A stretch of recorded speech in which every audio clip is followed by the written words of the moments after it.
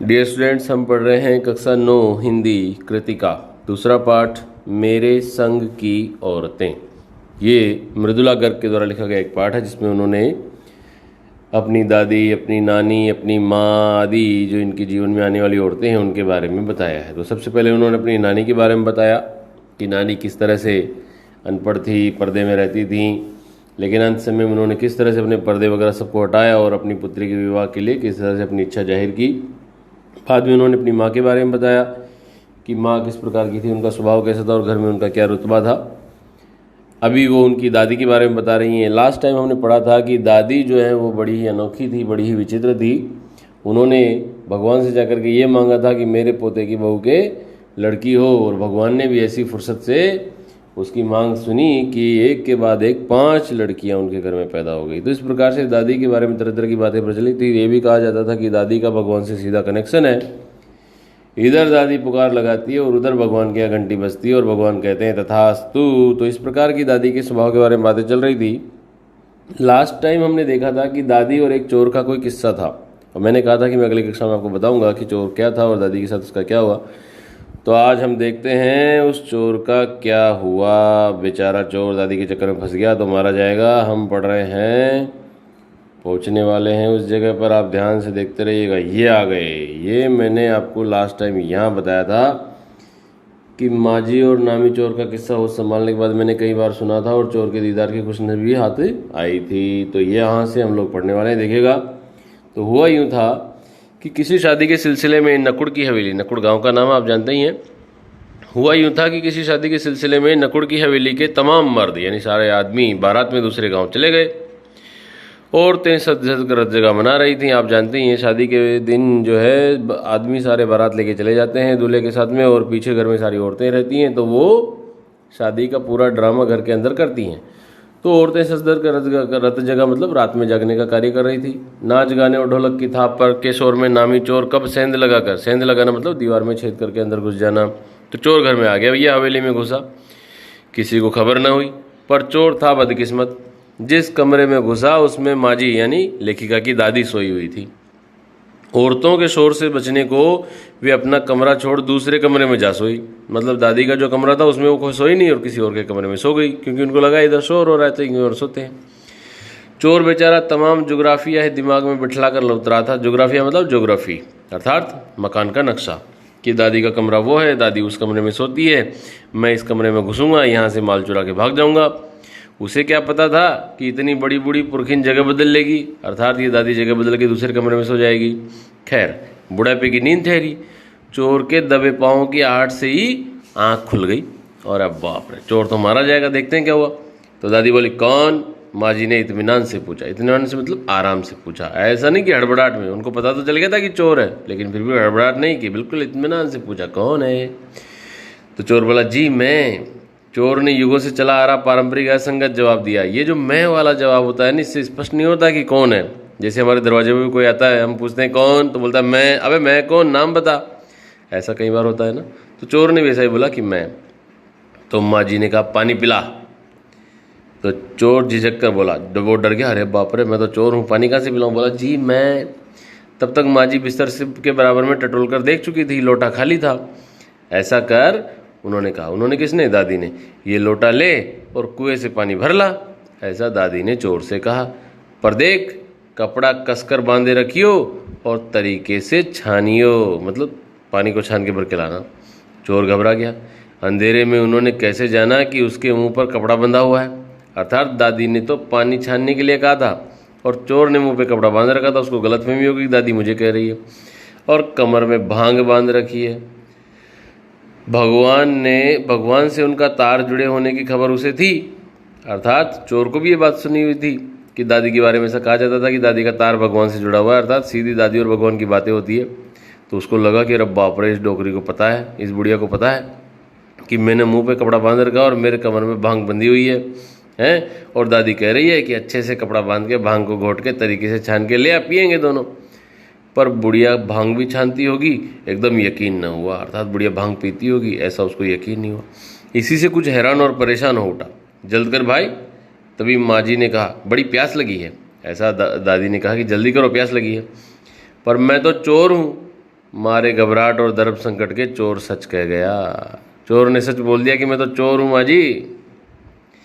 तो दादी क्या बोल रही देखो, हुआ करे। माँ जी ने कहा, अरे तू होगा चोर होगा तो प्यासे को पानी तो पिला, पर देख मेरा धर्म न बिगाड़ियो, लोटे के मुंह से कपड़ा न हटाइयो, हाथ रगड़ कर धो लीजो और पानी कपड़े से छान कर भरियो। तो अब दादी की बातें आपको समझ में आई हो कि दादी ने कुछ भी भांग वांग के लिए नहीं कहा था। दादी ने तो ये कहा था कि मुंह पे कपड़ा बांधे रखना, हाथ से रगड़ के धो लेना और पानी को कपड़े से छान के भरना, मेरा धर्म भ्रष्ट मत करना। तो चोर बोला, आप चोर के हाथ का पानी पी लोगी? दादी क्या बोली देखो, कहा ना रगड़ कर धो लीजो। सब नाच गाने में लगे, तेरे और भगवान के सिवा कौन धरा है जो पिलाएगा? अर्थात या तो तू है यहाँ पर या फिर भगवान है, अब दोनों में से कोई पानी पिलाए तो तू ही पिला। भगवान वहीं कहीं उसके बराबर में धरे हैं। सुनकर चोर कुछ ऐसा अकबकाया कि लोटा उठाकर चल दिया। अकबकाया मतलब हैरत में पड़ गया, क्योंकि दादी ने कहा ना कि या तो तू है या फिर भगवान है, ये दोनों के अलावा कोई नहीं है। तो चोर को समझ में आया कि बाप रे, भगवान इसके पास में ही कहीं बैठा है। तो वो घबरा गया और लोटा उठाकर चल दिया पानी भरने। पूरी एहतियात के साथ पानी, एहतियात मतलब सावधानी, पूरी एहतियात के साथ पानी भरकर लौटा तो पहरेदार ने धर दबोचा, कुएं पर देख लिया गया था। तब माँ जी ने लोटे का आधा पानी खुद पीकर बाकी चोर को पिला दिया और कहा, एक लोटे से पानी पीकर हम माँ बेटे हो गए, अब बेटा चाहे तू चोरी कर और चाहे तू खेती कर। ऐसा दादी ने चोर से कहा। अब बेटा बेचारा किस लायक रह गया होगा, अर्थात चोर किस लायक रह गया होगा, उसको तो दादी ने बेटा बना दिया। सो रोमांचक धंधा छोड़कर खेती से लगा, अर्थात फिर चोर ने चोरी करना छोड़ दिया और खेती करनी शुरू कर दी। सालों साल लगा रहा। जब मैंने उसे देखा तो बड़ा भला मानुस बूढ़ा लगा मुझे, डरा डरा और हैरान सा। अर्थात लेखिका कह रही हैं कि जब बाद में मैंने देखा उसको तो वो जो चोर था वो खेती करना शुरू कर दिया था, और जब मुझे मिला तो बूढ़ा हो चुका था और बहुत ही भला मानुस यानी अच्छा आदमी, और डरा और हैरान सा लगा।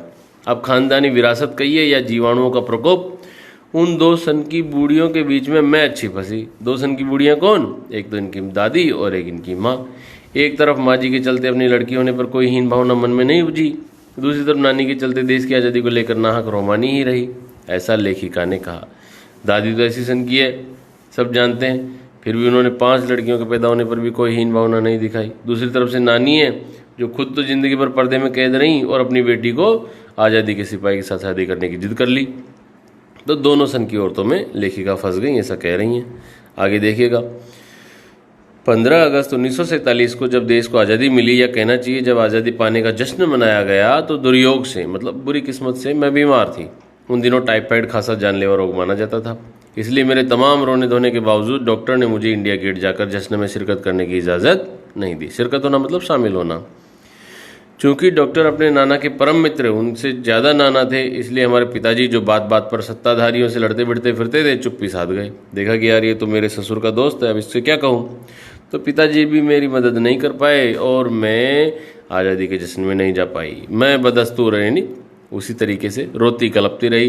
क्या कोई बच्चा इकलौती गुड़िया के टूट जाने पर रोया होगा?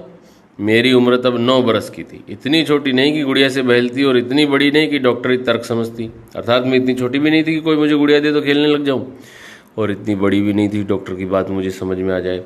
तंग आकर पिताजी ने मुझे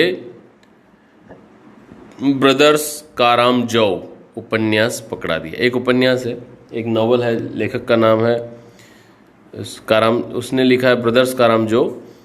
किताबें पढ़ने का मुझे मिराक था, मिराक मतलब जो बोलेंगे शौक था। सो अब कुछ देर बाद मैंने देखा कि पिताजी को छोड़कर घर के बाकी सब प्राणी पलायन कर चुके हैं, अर्थात सारे घर के लोग चले गए और पिताजी दूसरे कमरे में बैठे अपनी किताब पढ़ रहे थे। तो रोना धोना छोड़कर मैंने भी किताब खोल ली। एक बार शुरू कर लेने पर उसने मुझे इतनी मोहलत नहीं दी, अर्थात इतनी फुर्सत नहीं दी कि दोबारा रोना शुरू करूं या कोई और काम पकड़ूं।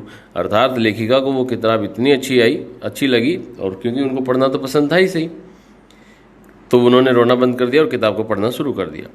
उस वक्त ब्रदर्स कारामजोव मुझे देने में क्या तुक थी, अर्थात क्या कारण था, तब मेरी समझ में नहीं आया। किताब कितनी समझ में आई वह अब तक नहीं जानती, क्योंकि उसके बाद इतनी बार पढ़ी कि सारे पाठ आपस में गड्ढमड्ढ हो गए, अर्थात मिक्स हो गए। कितना पहली बार में पल्ले पड़ा, कितना बाद में पल्ले पड़ना, मतलब समझ में आना कहना मुश्किल है। पर इतना विश्वास के साथ कह सकती हूँ कि उस एक अध्याय जो बच्चों पर होने वाले अनाचार या अत्याचार पर था, मुझे पहली बार में ही लगभग कंठस्थ हो गया था। उम्र के हर पड़ाव पर वह मेरे साथ रहा और मेरे लेखन के एक महत्वपूर्ण भाग को प्रभावित करता रहा। अर्थात उस पुस्तक के अंदर एक पाठ था जो बच्चों पर अत्याचार के संबंध में लिखा गया था। लेखिका ने जब उसको पढ़ा तो उनको याद हो गया पहली बार में ही, और आगे जब भी उन्होंने कोई भी कहानियाँ लिखी, किताबें लिखी, तो उसमें उन्होंने इस बात का विशेष ध्यान रखा। जैसे जादू का कालीन, मेरा नाटक, नहीं, व 3 किलो की छोरी जैसी कहानियाँ, व कठगुलाब उपन्यास के कई अंश, ये इनकी रचनाएं हैं लेखिका की, और इन सभी में इन्होंने छोटे बच्चों को संबंध में ध्यान रख करके लिखा गया है। तो इस प्रकार से